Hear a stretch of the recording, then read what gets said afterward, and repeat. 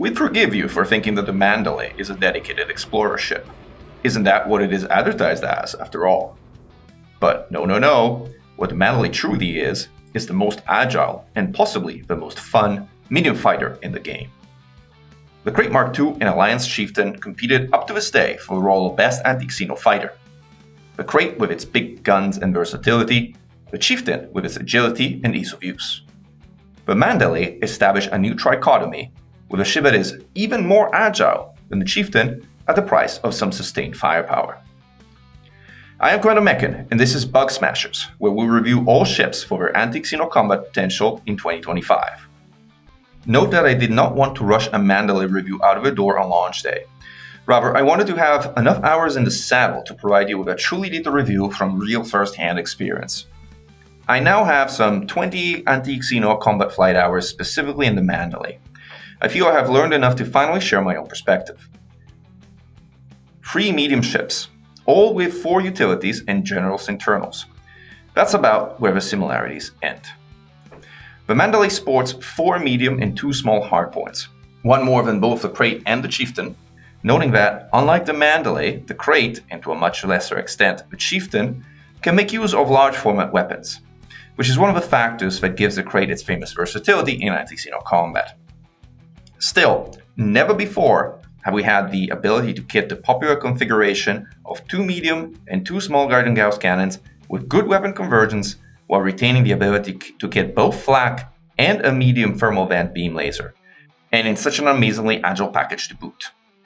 The great balancing act on the Mandalay is its power distributor.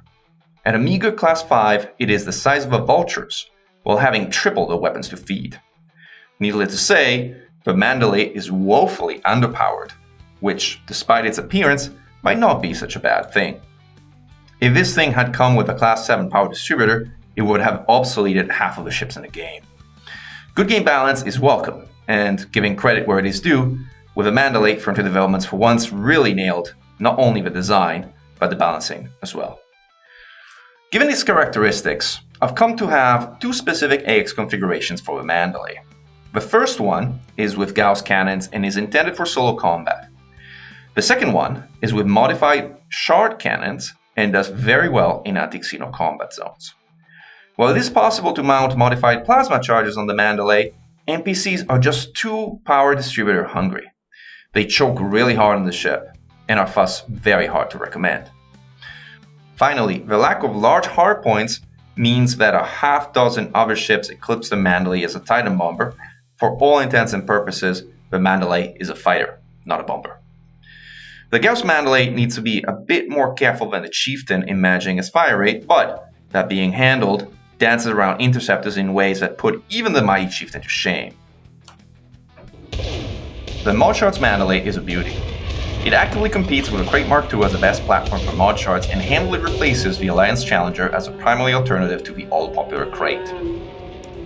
Unlike with the Krait, you do need to watch your fire rate somewhat in the Mod Shard Mandalay, but it is not such an issue that makes the configuration impractical. In terms of pips, assuming the fact that you're using a charge-enhanced power distributor, which should be your choice in almost all cases, you will generally want to fly 0-2-4 when engaging with the Mandalay. In rare cases, notably when facing Hydras alone, you may want to use 0.5, 1.5, 4, as the sys capacitor of the Mandalay is tiny and, without at least some recharge, you will be able to only fire up to 13 heatsinks before your distributor is all dry, and you may occasionally need more than that, as a Mandalay can carry up to 20 sinks.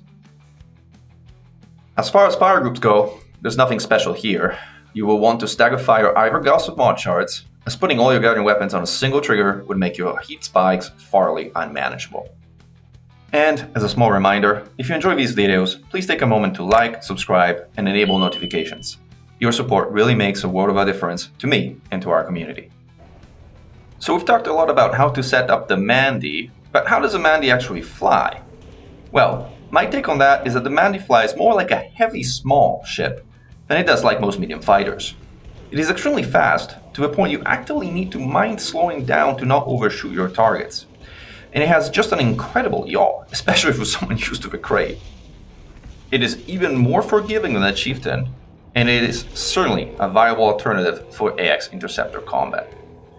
Its major downside, besides its power distributor, is its lack of large hardpoints, which means that it performs extremely poorly with human weapons and with any other guardian weapons besides the two mentioned.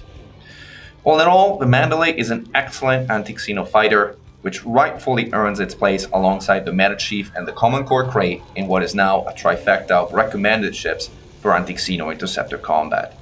Not only that, the ship is also a blast to fly and it looks real slick. We're confident that you're going to have loads of fun with it. What has your experience been with the Mandalay? Do you agree with our recommendations? Let us know in the comments below. And glory to mankind. Krait Mechan, over and out.